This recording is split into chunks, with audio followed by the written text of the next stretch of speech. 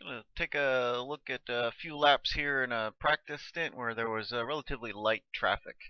And I've got a handful here, lap 41, all in our mid to high 147s range. Pretty easy laps, but on very old tires. I did all this on one set of tires.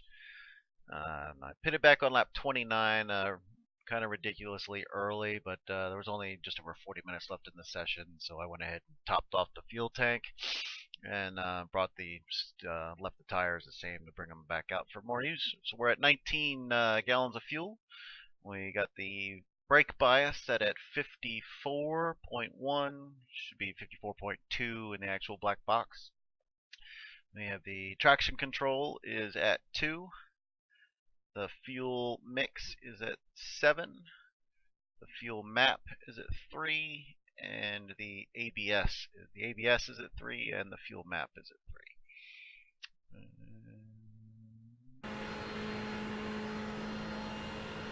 I've been practicing this line out here because I was getting unsteady right there where the car bounces into the apron.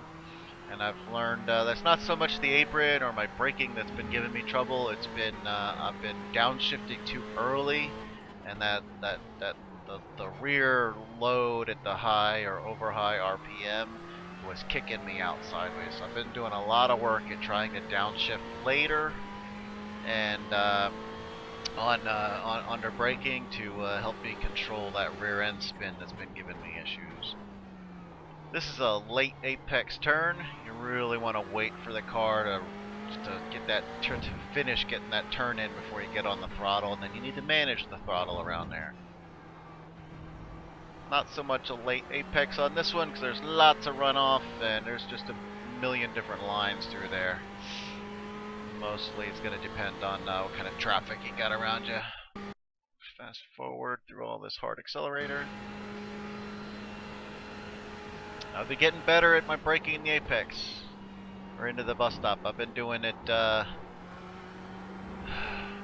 I've been slowing the car up way too much because it was another area where the tail was going all crazy on me, and it boils down to a lot of the car has a lot more ability to hold it on turn in without being on the brakes still.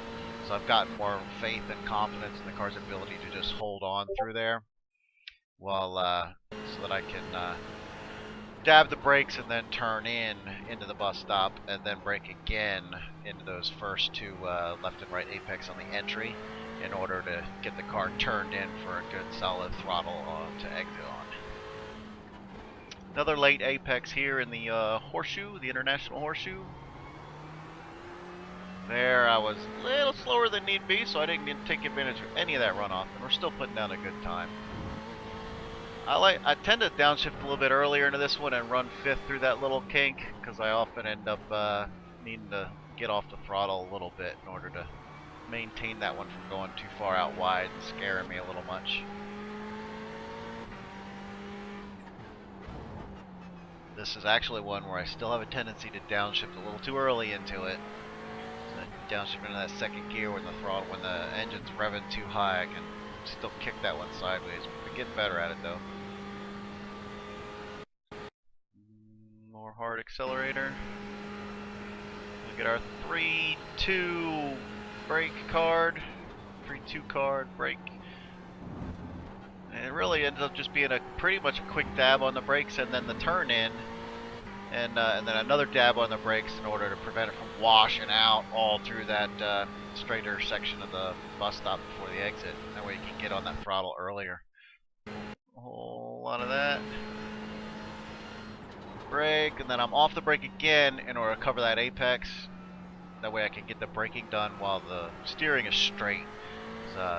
Still there is an issue of braking while turning.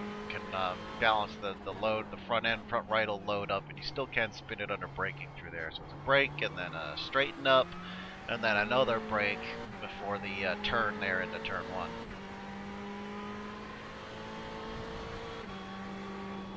There's me lifting a little bit through that kink. Good hard brakes, and then just letting it, waiting it before you can get on that throttle. Hopefully I won't downshift too soon this time.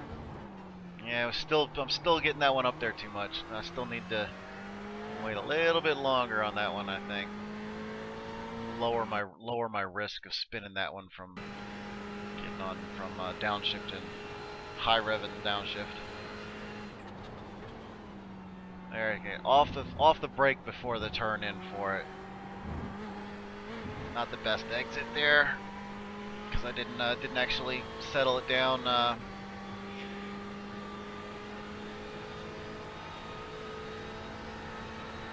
So that pretty much about covers it. Those are the main issues I've been dealing with. Is that downshifting, waiting for the downshift, and double braking this turn one. Those are the two big things that have helped me get a lot of stability gain, and is helping me build my confidence with the car, because it really just doesn't talk to me much. The MX-5, it's like a Bond. That thing talks to me. I know what it's telling me all the time. Ferrari, I'm getting it around the track, but it just does not speak to me at all. Yep. So those two things are it. I'll go ahead and call it. No need to go through another lap and a half. I think we got it covered.